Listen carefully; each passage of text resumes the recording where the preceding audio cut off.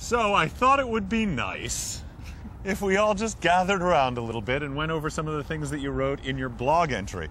Before we do that, I'm just going to take the opportunity to introduce Heath again.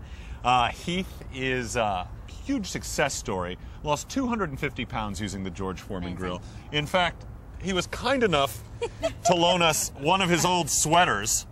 So in the event it gets too chilly out here, we can just all sort of gather around underneath it and keep ourselves warm. So Heath, welcome. Thank you for the blanket. Welcome to what we like to call the confessional.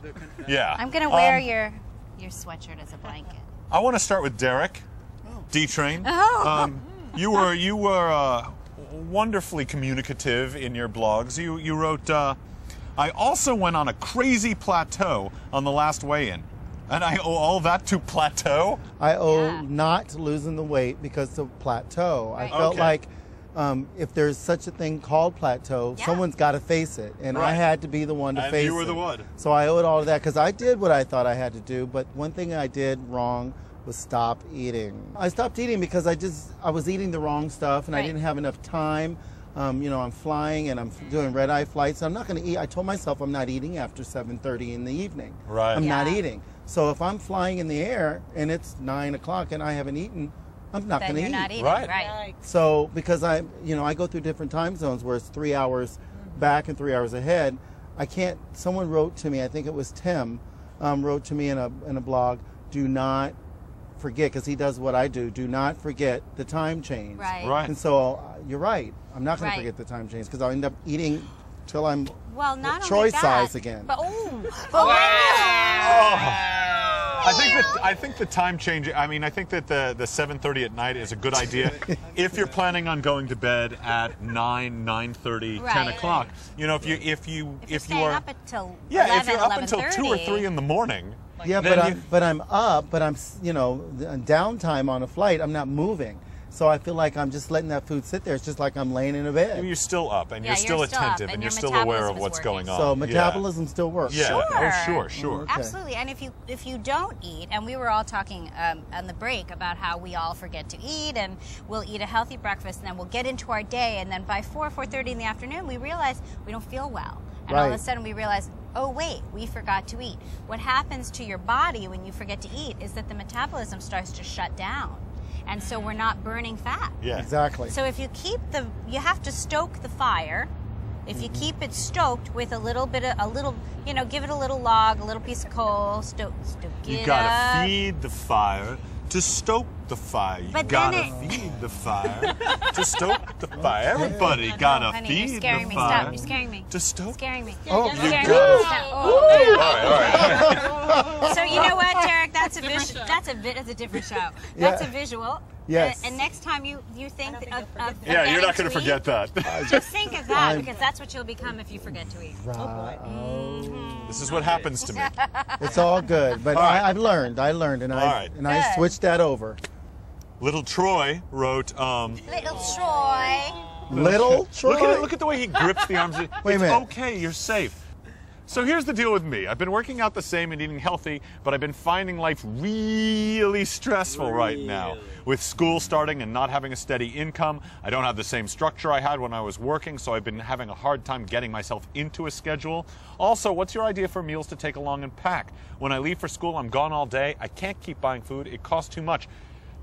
All completely understandable, and you all have this problem because everybody, the four of you, and I'm sure you can vouch for this, Heath, that there were a lot of times when you were, during the 2 years where you lost the 250 pounds, where things were a little crazier than other times, and you really had to sit down, buckle down, and remind yourself about the larger goals that you're trying to attain. Now I just started school, so I'm in that aspect of that. I used to have 8 hours. I'd bring my food, I'd put it in the fridge at work or have it at my desk, and every, 3 hours or so I'd start to get hungry and I'd have that snack or something. But now that I'm back in school, it's class here, 2-hour break here, class, then trying to get to the gym and then working. So I don't really have a place. Like I don't have a locker or anything at school. So everything's on my back. Right. So it's tough just to get everything with me. So I actually sat down and made a schedule. Like now I just wake up in the morning, I go to the gym first, then go to class. The 2-hour break, I'll do homework and I make sure I eat.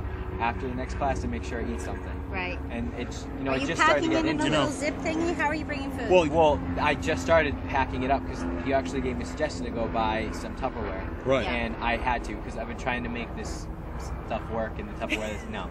So I went and actually bought some Tupperware, and I've just been packing it, making sure I have, like, you know, I have celery and carrots there too. Another great thing that I do sometimes. You bought Tupperware. I know, Right it feels so on. weird. You know, I'll get myself like a whey protein powder, and I will just pack like one serving in a little baggie. I always bring that with me. Yeah, and that way you can Gross. buy yourself a little thing of milk, throw it in, and it gives you some energy.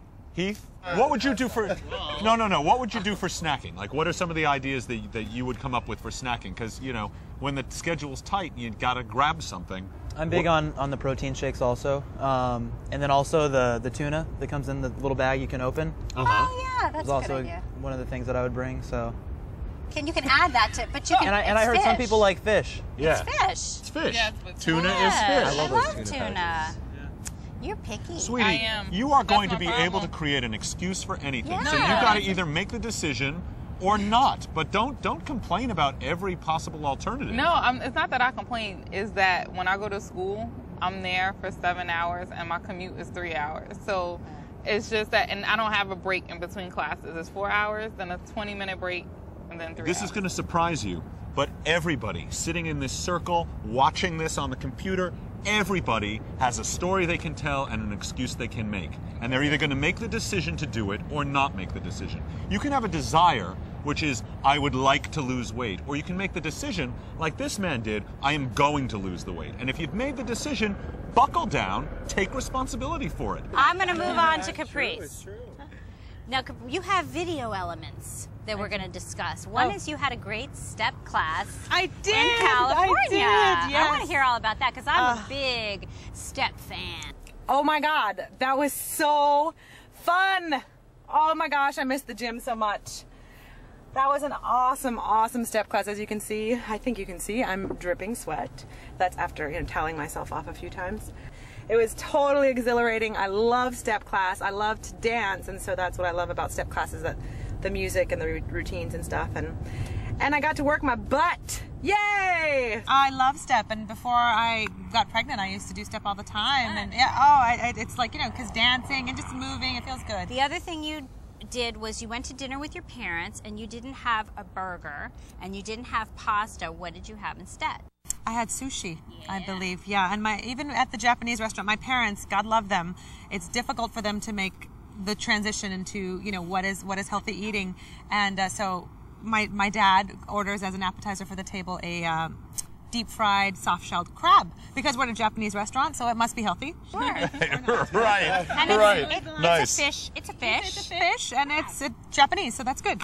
So yeah, so I had to say no. It looked and smelled delicious, but I said no. We had edamame instead, and but yeah, I find I'm not really craving those things as much now that things are a little less stressful now that we've moved.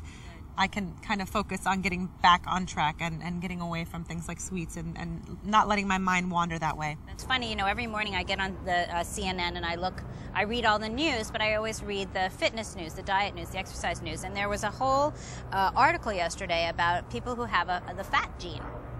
And even if you have the fat gene, if you just do, and this sounds crazy, but 2 to 3 hours of exercise a day, but it doesn't have to be like, oh, here I am on the treadmill for 3 hours. Unpacking a box counts. Gardening, walking around with the baby. Absolutely, You know, and these most are of what all- I do is right. with the baby, so And they I did feel this like study with Amish people who, you know, they wash their clothes in the bucket, and they don't use the modern conveniences that we use. And they were saying that, you know, you just don't see a fat Amish person. You raise an interesting point about the fat gene, and I think a lot of people can, you know, use it as use an excuse like, my whole family's heavy, you know, therefore I'm heavy, so I can't lose weight, and you know they'll fall into that sort of. Heath, you actually discovered after you lost the weight that you had a medical condition that could have possibly led to your being heavier, right? Right, and I actually found out that I had a benign tumor on my pituitary gland, Oh my goodness. which affects your thyroid, growth hormone. And the reason I never, you know, try to use it as an excuse is because I gained the weight with it, I lost the weight with it. Right. And, you know, if I would have been living the same lifestyle prior, then I think it would have prevented it to begin with. So I don't try to use it as an excuse. But I think it's a good point. You know, a lot of people will come up with a reason not to start losing the weight, just thinking that, you know, this is who I am and this is the reason why I can't do it. And I don't think that's always, you know, the fact. It's so easy to make up an excuse, and you don't even know you're doing it. You don't know you're doing it. Do you understand that? That's a habit. I don't like tuna. That's a habit. Chicken's driving me crazy. No, I'm just picky eater. It's a habit, I've been right? that way. But you can change that. That's a decision. You make the decision. Just change it. So, Heath, we want to thank you for joining us today. After we're done here, we're going to teach you the secret handshake. Yeah. But we also went and got you this, so you could really be a member of our little club. Yeah. We got you your own G-broil. So, grill in good health. Thank you. Keep it up. Yeah, excellent up, work. keep it off. Congratulations. Thank you. It was great meeting all of you. Yeah, very nice. And folks, you just all keep on blogging so we know what's going on with you. All right? Good.